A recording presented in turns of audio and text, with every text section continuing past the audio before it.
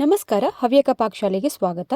ಇವತ್ತಿನ ವಿಡಿಯೋದಲ್ಲಿ ಬಾಯಲ್ಲಿಟ್ಟರೆ ಕರಗುವಂತಹ ಅಷ್ಟು ಸಾಫ್ಟ್ ಆಗಿ ಬಂದಿರುವಂತಹ ಅಮೃತ ಫಲವನ್ನು ಹೇಗೆ ಮಾಡೋದು ಅಂತ ತೋರಿಸ್ತಾ ಇದ್ದೀನಿ. ಈ ಅಮೃತ ಫಲವನ್ನು ಮಾಡ್ಕೊಳ್ಳೋದಕ್ಕೆ ಬರೀ ಮೂರು ಸಾಮಗ್ರಿಗಳು ಸಾಕಾಗುತ್ತೆ. ಅಷ್ಟರಲ್ಲೇ ನಾವು ರುಚಿಯಾಗಿ ಮಾಡ್ಕೊಳ್ಬೋದು. ತುಂಬ ಸಾಫ್ಟಾಗಿ ಈ ಸ್ವೀಟ್ ಬರೋದಕ್ಕೆ ನಾನಿಲ್ಲಿ ಕೆಲವೊಂದು ಸೀಕ್ರೆಟ್ಸನ್ನೆಲ್ಲ ಕೊಟ್ಟಿದ್ದೀನಿ. ಅವೆಲ್ಲವನ್ನು ನೋಡ್ತಾ ಬರೋಣ ಬನ್ನಿ. ಹಾಗಾದರೆ ಅಮೃತದಷ್ಟೇ ರುಚಿಯಾಗಿರುವಂತಹ ಈ ಸ್ವೀಟನ್ನು ಹೇಗೆ ಮಾಡೋದು ಅಂತ ನೋಡೋಣ ಬನ್ನಿ. ಈ ಅಮೃತ ಫಲವನ್ನು ಮಾಡ್ಕೊಳ್ಳೋದಕ್ಕೆ ದಪ್ಪ ಕಾಯಿ ಹಾಲನ್ನೇ ತೆಕ್ಕೊಳ್ಬೇಕಾಗತ್ತೆ. ಅದಕ್ಕಾಗಿ ಹಸಿ ತೆಂಗಿನಕಾಯಿನ ನಾನಿಲ್ಲಿ ತೋರಿಸ್ತಾ ಇದ್ದೀನಿ. ತುಂಬ ಹಸಿಯಾಗಿರೋದು ಬೇಡ, ತೆಂಗಿನಕಾಯಿ ಹಾಲು ನಮಗೆ ದಪ್ಪಕ್ಕೆ ಬಂದರೆ ಆಯಿತು. ಒಟ್ಟಿನಲ್ಲಿ ನಮಗೆ ಹಾಲು ಸರಿಯಾಗಿ ಬರಬೇಕಷ್ಟೇ. ಇವತ್ತು ನಾನು ಅಮೃತ ಫಲವನ್ನು ಒಂದು ಇಡೀ ತೆಂಗಿನಕಾಯಿಯನ್ನು ತಗೊಂಡು ಅದರಲ್ಲಿ ಬಂದಂತಹ ಕಾಯಿ ತುರಿಯನ್ನು ನಾನೀಗ ಗ್ರೈಂಡರಿಗೆ ಹಾಕಿ ರುಬ್ಕೊಳ್ತಾ ಇದ್ದೀನಿ. ಮಿಕ್ಸಿಯಲ್ಲಾದರೂ ರುಬ್ಕೊಳ್ಬೋದು, ತೊಂದರೆ ಏನಿಲ್ಲ. ಈಗ ಇಲ್ಲಿ ರುಬ್ಕೊಳ್ಳುವಾಗ ನೀರಿನ ಪ್ರಮಾಣ ಕೂಡ ತುಂಬ ಇಂಪಾರ್ಟೆಂಟ್ ಆಗಿರುತ್ತೆ. ನಾವಿಲ್ಲಿ ಅಳತೆ ಮಾಡಿಕೊಂಡು ನೀರನ್ನು ಹಾಕ್ಕೊಳ್ಬೇಕಾಗುತ್ತೆ. ನಾನಿಲ್ಲಿ ಮೊದಲಿಗೆ 1 ಕಪ್ ಆಗುವಷ್ಟು ಅಳತೆಯಿಂದ 1 ಕಪ್ ನೀರನ್ನು ನಾನೀಗ ತೆಂಗಿನಕಾಯಿಗೆ ಒಮ್ಮೆ ರುಬ್ಬುವಾಗ ಹಾಕ್ಕೊಂಡಿದ್ದೀನಿ. ಇನ್ನೀಗ ರುಬ್ಬುವಾಗ ನಾವು ಹಾಕುವ ಅವಶ್ಯಕತೆ ಇಲ್ಲ. ಇನ್ನು ರುಬ್ಬಿ ಆದ ನಂತರ ಕೊನೆಯಲ್ಲಿ ನಾವೀಗ ನೀರನ್ನು ನೋಡಿಕೊಂಡು ಹಾಕ್ಕೊಳ್ಬೇಕಾಗತ್ತೆ. ಈಗಾಗಲೇ ಗ್ರೈಂಡರಲ್ಲಿ ಹಾಕಿರುವಂಥದ್ದು ಚೆನ್ನಾಗಿ ನುಣ್ಣಗಾಗಬೇಕು, ಅಲ್ಲಿ ತನಕ ನಾವೀಗ ರುಬ್ಕೊಳ್ಬೇಕಾಗುತ್ತೆ. ನೀವು ನೋಡ್ತಿರ್ಬೋದು, ನಾನೀಗ ತೋರಿಸ್ತಾ ಇದ್ದೀನಿ ನೋಡಿ, ಹಾಲೆಲ್ಲ ಚೆನ್ನಾಗಿ ದಪ್ಪ ಕಾಯಿ ಹಾಲು ಬರುವಷ್ಟು ಇದೀಗ ರುಬ್ಕೊಂಡಿದ್ದೀನಿ.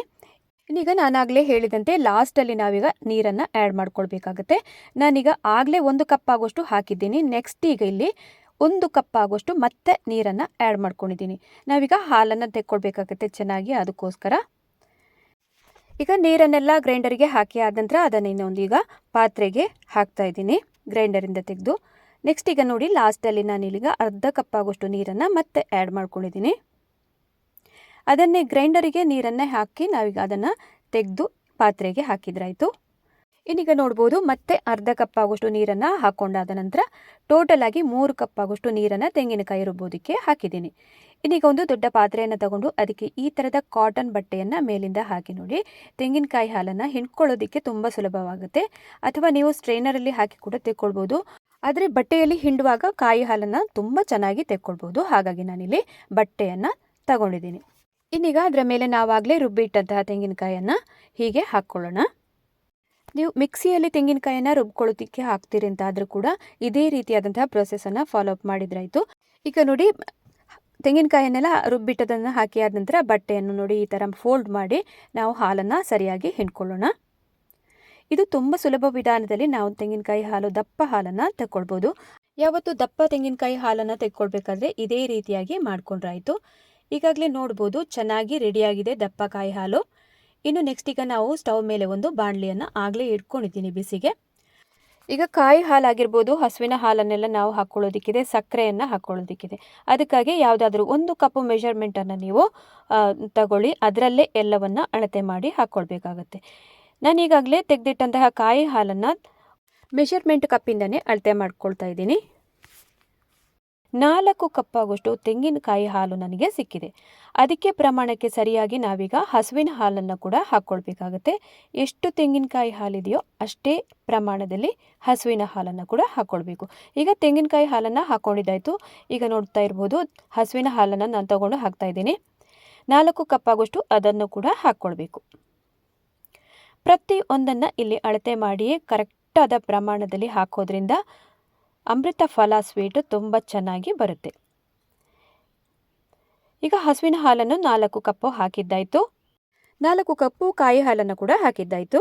ಇನ್ನೀಗ ಅದಕ್ಕೆ ಸರಿಯಾಗಿ ಸರಿ ಹೊಂದುವಂತೆ ನಾವು ಸಕ್ಕರೆಯನ್ನು ಹಾಕ್ಕೊಳ್ಬೇಕಾಗತ್ತೆ. ನಾನಿಲ್ಲಿ 4 ಕಪ್ ಆಗೋಷ್ಟು ತೆಂಗಿನಕಾಯಿ ಹಾಲು ಮತ್ತು ಹಸುವಿನ ಹಾಲಿಗೆ 3.5 ಕಪ್ ಆಗೋಷ್ಟು ಸಕ್ಕರೆಯನ್ನು ಕೂಡ ಆ್ಯಡ್ ಮಾಡ್ಕೊಳ್ತಾ ಇದ್ದೀನಿ.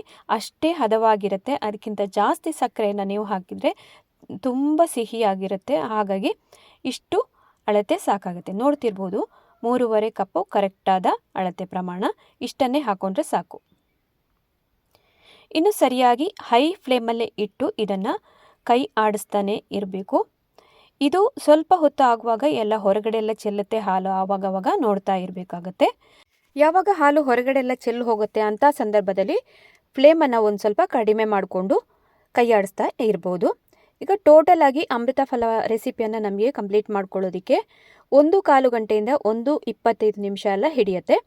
ಅಷ್ಟು ಹೊತ್ತು ಶುರುವಿನಲ್ಲಿ ನಾವು ಹೈ ಫ್ಲೇಮಲ್ಲಿ ಇಟ್ಕೊಂಡು ಇದನ್ನು ಮಾಡ್ಕೊಳ್ಬೋದು. ಆಮೇಲೆ ಕೊನೆಗೆ ಆಗುವಾಗ ನಾವು ಮೀಡಿಯಮ್ ಉರಿನಲ್ಲಿ ಇಟ್ಕೊಂಡು ಇದನ್ನು ಮಾಡ್ಕೊಳ್ಬೇಕಾಗತ್ತೆ. ಈ ಅಮೃತಫಲ ಸ್ವೀಟನ್ನೆಲ್ಲ ಮಾಡ್ಕೊಳ್ಬೇಕಿದ್ರೆ ಒಂದು ದಪ್ಪ ತಳೆದ ಪಾತ್ರೆ ಇದ್ದರೆ ಒಳ್ಳೆಯದು, ಬಾಣಲೆ, ಮತ್ತು ಇನ್ನೊಂದು ಮರದ ಸೌಟನ್ನೇ ಯೂಸ್ ಮಾಡಿದರೆ ಒಳ್ಳೆಯದು. ಈಗ ನೋಡ್ಬೋದು 1/4 ಗಂಟೆ ಬಳಿಕ ನಾನೀಗ ತೋರಿಸ್ತಾ ಇದ್ದೀನಿ. ಹಾಲೆಲ್ಲ ತುಂಬ ಚೆನ್ನಾಗಿ ಕುದೀತಾ ಇದೆ. ಈಗ ಹಾಲೆಲ್ಲ ಆಗಲೇ ಚೆಲ್ಲುವಂತಹ ಹಂತ ಎಲ್ಲ ಮುಗಿದು ಈಗ ಹಾಲು ಸರಿಯಾಗಿ ಕುದೀತಾ ಇದೆ. ಈ ಹಂತದಲ್ಲಿ ಸ್ವಲ್ಪ ನಾವು ಕೈಯನ್ನು ಆಚೆ ಈಚೆ ಬಿಟ್ಟರೂ ಪರವಾಗಿಲ್ಲ. ಈಗ ನೋಡಿ, ನಾನು ಇಡೀ ಏಲಕ್ಕಿಯನ್ನು ತೋರಿಸ್ತಾ ಇದ್ದೀನಿ. ಇದನ್ನು ಹೀಗೆ ಕೈಯಲ್ಲಿ ಉಜ್ಜಿ ಹಾಕೋದ್ರಿಂದ ತುಂಬ ಚೆನ್ನಾಗಿ ಫ್ಲೇವರ್ ಕೂಡ ಬಿಟ್ಕೊಳ್ಳುತ್ತೆ. ಏಲಕ್ಕಿಯನ್ನು ಹಾಕಿ ಆದ ನಂತರ ನಾವಿಲ್ಲಿ ಇನ್ನೀಗ ತುಪ್ಪವನ್ನು ಹಾಕ್ಕೊಳ್ಬೇಕಾಗತ್ತೆ. ನಾನು ಆಗಲೇ ಹೇಳಿದಂತೆ ಈ ಅಮೃತಫಲ ತುಂಬ ಸಾಫ್ಟಾಗಿ ಬರೋದಕ್ಕೆ ತುಪ್ಪವನ್ನು ಆ್ಯಡ್ ಮಾಡ್ಕೊಳ್ಳೇಬೇಕಾಗತ್ತೆ. ಈ ಹಂತದಲ್ಲಿ ಹಾಕ್ಕೊಳ್ಬೇಕು. ನಾನಿಲ್ಲಿ ಟೋಟಲಾಗಿ 4ರಿಂದ 5 ಸ್ಪೂನ್ ಆಗುವಷ್ಟು ತುಪ್ಪವನ್ನು ಹಾಕ್ಕೊಂಡಿದ್ದೀನಿ. ಇದನ್ನು ಹಾಕೋದ್ರಿಂದ ತುಂಬ ಸಾಫ್ಟಾಗಿ ಬರುತ್ತೆ, ಬಾಯಲ್ಲಿಟ್ಟರೆ ಹಾಗೆ ಕರಗೋಗುತ್ತೆ. ಇದು ಒಂದು ಮೇನ್ ಸೀಕ್ರೆಟ್ ಆಗಿರುತ್ತೆ ಸಾಫ್ಟ್ನೆಸ್ ಕೊಡೋದಕ್ಕೆ ಈ ಸ್ವೀಟಿಗೆ. ಇನ್ನೀಗ ಚೆನ್ನಾಗಿ ಮಿಕ್ಸ್ ಮಾಡ್ಕೊಳ್ಳೋಣ. ಇದೇ ಹಂತದಲ್ಲಿ ನಾವು ತುಪ್ಪವನ್ನು ಆ್ಯಡ್ ಮಾಡ್ಕೊಳ್ಬೇಕಾಗುತ್ತೆ. ಲಾಸ್ಟಲ್ಲಿ ನಾವು ಹಾಕೋಂಗಿಲ್ಲ. ಸರಿಯಾಗಿ ಮಿಕ್ಸ್ ಆಗುತ್ತೆ ನೋಡಿ ಹಾಲಲ್ಲೆಲ್ಲ. ಅದು ಇನ್ನು ಚೆನ್ನಾಗಿ ಹೈ ಫ್ಲೇಮಲ್ಲಿ ಕುದಿಯೋದಕ್ಕೆ ಬಿಡ್ತೀನಿ. ಇನ್ನೀಗ ಅಮೃತಫಲವನ್ನು ನಾವು ಕೊನೆಯಲ್ಲಿ ಹಾಕ್ಕೊಳ್ಳೋದಕ್ಕೆ ನಾನಿಲ್ಲಿ ಓವನಲ್ಲಿ ಇಡುವಂತಹ ಟ್ರೇಯನ್ನೇ ತಗೊಂಡಿದ್ದೀನಿ. ಇದರಲ್ಲಿ ತುಂಬ ಸುಲಭವಾಗಿ ನಾವಿದನ್ನು ಅಮೃತಫಲವನ್ನು ತಗೊಳ್ಬೋದು. ಅದಕ್ಕೆ ಸ್ವಲ್ಪ ತುಪ್ಪವನ್ನು ಸವರಿ ಈಗ ಸೈಡಲ್ಲಿ ಎತ್ತಿಡೋಣ. ಈಗ ಅರ್ಧ ಗಂಟೆ ಬಳಿಕ ಬಾಣಲಿಯಲ್ಲಿ ಹಾಲಿನ ಮಿಶ್ರಣನ ನಾನು ತೋರಿಸ್ತಾ ಇದ್ದೀನಿ. ಯಾವ ಸ್ಟೇಜಲ್ಲಿ ಇದೆ ಅಂತ ನೋಡ್ಬೋದು, ಕ್ವಾಂಟಿಟಿಯಲ್ಲಿ ಎಷ್ಟು ಕಡಿಮೆಯಾಗಿದೆ ಅಂತ. ಸರಿಯಾಗಿ ಕೈಯನ್ನು ಹೀಗೆ ಆಡಿಸೋದನ್ನು ಈ ಹಂತದಲ್ಲಿ ಬಿಡಲೇಬಾರ್ದು. ಇನ್ನೂ ಕೂಡ ಉರಿಯನ್ನು ಹೈ ಫ್ಲೇಮಲ್ಲಿ ಇಟ್ಕೊಂಡಿದ್ದೀನಿ. ಕಂಪ್ಲೀಟಾಗಿ 1 ಗಂಟೆಯಷ್ಟು ಹೊತ್ತು ನಾವಿದನ್ನು ಸ್ಟವ್ವಲ್ಲಿ ಹೈ ಫ್ಲೇಮಲ್ಲಿ ಇಟ್ಕೊಂಡು ಮಾಡ್ಕೊಳ್ಬೇಕಾಗತ್ತೆ. ಈಗಾಗಲೇ ನಾನು ತೋರಿಸ್ತಾ ಇರುವಂಥದ್ದು ಕರೆಕ್ಟಾಗಿ 1 ಗಂಟೆ ಬಳಿಕ ನಾನು ತೋರಿಸ್ತಾ ಇದ್ದೀನಿ. ಈಗ ಬಬಲ್ಸ್ ಎಲ್ಲ ಬರೋದಕ್ಕೆ ಸ್ಟಾರ್ಟ್ ಆಗುತ್ತೆ. ಆವಾಗ ನೀವು ಸ್ವಲ್ಪ ಹುಷಾರಾಗಿ ಮಾಡ್ಕೊಳ್ಬೇಕಾಗತ್ತೆ. ಉರಿಯನ್ನು ಮೀಡಿಯಮ್ ಉರಿಗೆ ತಂದು ನಾವೀಗ ಕಾಯಿಸ್ಕೊಳ್ಬೇಕಾಗತ್ತೆ. ಸರಿಯಾಗಿ ಅಮೃತಫಲ ಸ್ವೀಟು ಪಾಕ ಬಂತು ಅಂತ ಹೇಗೆ ಗೊತ್ತಾಗೋದು ಅಂತಂದರೆ, ನಾವೀಗ ಸೌಟನ್ನು ಸೈಡಿಗೆ ಬಾಣಲೆ ಸೈಡಿಗೆ ಹಾಕ್ತಾ ಬಂದ ಹಾಗೆಯೇ ಸ್ವಲ್ಪ ಗಟ್ಟಿ ಆದಂಥದ್ದು ಸೈಡಲ್ಲೆಲ್ಲ ಫಾರ್ಮ್ ಆಗಿರುತ್ತೆ. ಆವಾಗ ನಮಗೆ ಸರಿಯಾಗಿ ಸ್ವೀಟ್ ರೆಡಿ ಆಗಿದೆ ಅಂತ ಅರ್ಥ. ಇನ್ನೊಂದು ರೀತಿಯಲ್ಲಿ ನಾವು ನೋಡೋದು ಅಂತ ಆದರೆ ಕಲರ್ ಕೂಡ ಚೇಂಜ್ ಆಗುತ್ತೆ, ಬ್ರೌನ್ ಕಲರಿಗೆ ತಿರುಗುತ್ತೆ.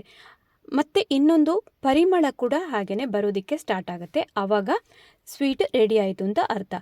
ಇನ್ನೊಂದು ಸ್ವೀಟ್ ರೆಡಿ ಆಯಿತು ಅಂತ ಹೇಗೆ ಗೊತ್ತಾಗೋದು ಅಂತಂದರೆ, ಗಂಟೆಯನ್ನು ಸರಿಯಾಗಿ ನಾವು ನೆನಪಲ್ಲಿ ಇಟ್ಕೊಳ್ಬೇಕು. ಎಷ್ಟು ಗಂಟೆಗೆ ನಾವು ಸಕ್ಕರೆಯನ್ನು ಹಾಕಿ ನಾವು ಹಾಲನ್ನು ಕುದಿಯೋದಕ್ಕೆ ಇಟ್ಟಿದ್ದೀವಿ, ಅಲ್ಲಿಂದ ಸರಿಯಾಗಿ 1 ಗಂಟೆ 20 ನಿಮಿಷದಲ್ಲಿ ಸರಿಯಾಗಿ ಸ್ವೀಟ್ ನಮಗೆ ರೆಡಿಯಾಗಿ ಸಿಗುತ್ತೆ. ಇವಿಷ್ಟು 4 ಅಂಶಗಳನ್ನು ಗಮನದಲ್ಲಿ ಇಟ್ಕೊಂಡ್ರೆ ಆಯಿತು. ಅಮೃತಫಲ ಸ್ವೀಟು ತುಂಬ ಸುಲಭದಲ್ಲಿ ಮಾಡ್ಕೊಳ್ಬೋದು. ಈಗ ನಾನು ಇದನ್ನು ತೆಗೆದು ಶಿಫ್ಟ್ ಮಾಡ್ತೀನಿ. ಆಗಲೇ ತುಪ್ಪ ಸವರಿ ಇಟ್ಟಿದ್ದೀವಲ್ಲ, ಅದಕ್ಕೆ ಹಾಕ್ತಾ ಬರಬೇಕು. ಈಗ ಟ್ರೇಗೆಲ್ಲ ಹಾಕಿದ್ದಾಯಿತು. ಇನ್ನಿದನ್ನು ತಣ್ಣಗಾಗೋದಕ್ಕೆ ಬಿಡಬೇಕು. ಒಂದು 1/4 ಗಂಟೆ ಅರ್ಧ ಗಂಟೆ ಎಲ್ಲ ಹಾಗೆಯೇ ಬಿಟ್ಟ ನಂತರವೇ ಮತ್ತೆ ಕಟ್ ಮಾಡ್ಕೊಳ್ಬೇಕು ಇದನ್ನು. ಇನ್ನೀಗ ಸ್ವಲ್ಪ ಟ್ಯಾಪ್ ಮಾಡ್ಕೊಳ್ಬೇಕು ನೋಡಿ, ಅದರಲ್ಲಿ ಬಬಲ್ಸ್ ಎಲ್ಲ ಇದ್ದರೆ ಮಿಡ್ಲಲ್ಲೆಲ್ಲ ಅದನ್ನೆಲ್ಲ ಕ್ಲಿಯರ್ ಮಾಡ್ಕೊಳ್ಬೇಕು. ಇನ್ನು ಸರಿಯಾಗಿ ತಣ್ಣಗಾಗೋದಕ್ಕೆ ಬಿಡೋಣ. ಇದನ್ನು ತಣ್ಣಗಾದ ನಂತರ ಅರ್ಧ ಗಂಟೆ ಬಳಿಕ ನಾನೀಗ ತೋರಿಸ್ತಾ ಇದ್ದೀನಿ. ಚಾಕುವಿನ ಸಹಾಯದಿಂದ ಸ್ವಲ್ಪ ಲೈಟಾಗಿ ಲೈನ್ಸನ್ನು ಮಾಡ್ಕೊಳ್ಬೇಕು ಸುರುವಿಗೆ. ಆಮೇಲೆ ನಾವು ಅದನ್ನು ಅಡಿ ತನಕ ಹಾಕಿ ಚೆನ್ನಾಗಿ ಪೀಸ್ ಮಾಡ್ಕೊಳ್ಬೋದು. ನಿಮಗೆ ಬೇಕಾದ ಆಕೃತಿಯಲ್ಲಿ ನಾವು ಇದನ್ನು ಇನ್ನೀಗ ಕಟ್ ಮಾಡ್ಕೊಳ್ಬೋದು. ಮಕ್ಕಳಿಗೆಲ್ಲ ಒಂದು ಅಟ್ರಾಕ್ಟಿವ್ ಆಗಿ ಮಾಡ್ಕೊಳ್ಳೋದಿದ್ರೆ ಡೈಮಂಡ್ ಶೇಪಲ್ಲಿ ಕೂಡ ಮಾಡ್ಕೊಳ್ಬೋದು, ಅಥವಾ ಉದ್ದಕ್ಕೆ ಕೂಡ ಕಟ್ ಮಾಡ್ಕೊಳ್ಬೋದು. ನೀವು ಕೂಡ ಇದೇ ಥರನೇ ಮಾಡ್ತೀರಿ ಅಂತ ಅಂದ್ಕೊಂಡಿದ್ದೀನಿ. ಇಲ್ಲಿ ಕೊಟ್ಟಿರುವಂತಹ ಹಲವು ಸೀಕ್ರೆಟ್ಸನ್ನು ನೀವು ಕೂಡ ಫಾಲೋ ಅಪ್ ಮಾಡಿದರೆ ಖಂಡಿತವಾಗ್ಲೂ ಅಮೃತದಷ್ಟೇ ಸಿಹಿಯಾಗಿರುವಂತಹ ಅಮೃತಫಲ ರೆಡಿ ಆಗೋದ್ರಲ್ಲಿ ಸಂಶಯನಿಲ್ಲ. ಹೆಸರಿಗೆ ತಕ್ಕಂತೆ ಅಮೃತವಾಗಿಯೇ ಇರುತ್ತೆ ಇದು. ನೋಡ್ತಾ ಇರಬಹುದು ನೀವು, ನಾನೀಗ ಪೀಸ್ ಮಾಡಿ ತೋರಿಸ್ತಾ ಇದ್ದೀನಿ ಯಾವ ಥರ ಫಾರ್ಮ್ ಆಗಿ ಬಂದಿದೆ ಅಂತ. ಮಿಡ್ಲಲ್ಲೆಲ್ಲ ನೋಡಿ ಬ್ರೌನ್ ಕಲರಿಗೆ ಬರುತ್ತೆ. ಮೈಸೂರು ಪಾಕೆಲ್ಲ ಟೆಕ್ಸ್ಚರ್ ಯಾವ ಥರ ಬರುತ್ತೆ ನೋಡಿ, ಅದೇ ಥರನೇ ಇದನ್ನು ಕೂಡ ರೆಡಿ ಮಾಡ್ಕೊಳ್ಬೋದು. ಅಕಸ್ಮಾತ್ ನಿಮಗೆ ಟ್ರೇ ಸಿಕ್ಕಿಲ್ಲ ಅಂತಂದರೆ ಬಟ್ಲಲ್ಲಿ ಕೂಡ ಹಾಕ್ಕೊಳ್ಬೋದು. ಸ್ವಲ್ಪ ಅದು ಹೊಂಡವಾಗಿರಬೇಕು, ಆಳವಾಗಿದ್ದಷ್ಟು ನಮಗೆ ಮೈಸೂರು ಪಾಕ್ ಥರ ಟೆಕ್ಸ್ಚರ್ ಬರುತ್ತೆ ನೋಡಿ. ತುಂಬ ಸೂಪರಾಗಿ ಬರುತ್ತೆ, ಮೆದುವಾಗಿ ಕೂಡ ಬರುತ್ತೆ. ನೋಡ್ತಾ ಇರ್ಬೋದು, ನಾನೀಗ ತೋರಿಸ್ತಾ ಇದ್ದೀನಿ ನಿಮಗೆ. ಬಾಯಲ್ಲಿಟ್ಟರೆ ಕರಗುವಂತಹ ಅಮೃತ ಫಲ ರೆಸಿಪಿಯನ್ನು ನೋಡ್ಕೊಂಡು ಬಂದಿದ್ದಾಯ್ತಲ್ಲ. ಇವತ್ತಿನ ವಿಡಿಯೋ ನಿಮಗೆ ತುಂಬ ಇಷ್ಟ ಆಗಿರ್ಬೋದು ಅಂತ ಅಂದ್ಕೊಂಡಿದ್ದೀನಿ. ಇಷ್ಟ ಆದಲ್ಲಿ ಚಾನಲನ್ನು ಸಬ್ಸ್ಕ್ರೈಬ್ ಮಾಡ್ಕೊಳ್ಳಿ. ಅದೇ ರೀತಿಯಾಗಿ ಸಪೋರ್ಟ್ ಮಾಡ್ತಾನೆ ಇರಿ. ಇನ್ನೊಂದು ರೆಸಿಪಿಯೊಂದಿಗೆ ಸಿಗೋಣ. ನಮಸ್ಕಾರ.